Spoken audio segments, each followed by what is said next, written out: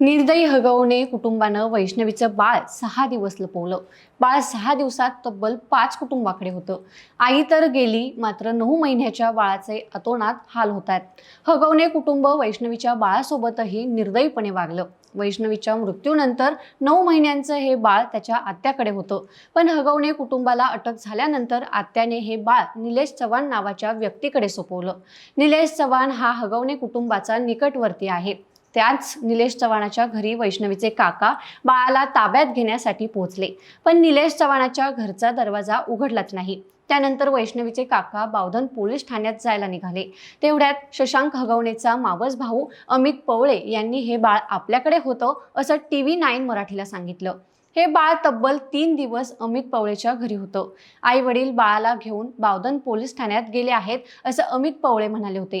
पण त्याच वेळी वैष्णवीच्या वडिलांना एका अज्ञात व्यक्तीचा फोन आला. वैष्णवीचं बाळ आपल्याकडे आहे असं तो व्यक्ती म्हणाला. त्यानंतर हे 9 महिन्याचं बाळ त्या अज्ञात व्यक्तीनं वैष्णवीच्या वडिलांकडे दिलं.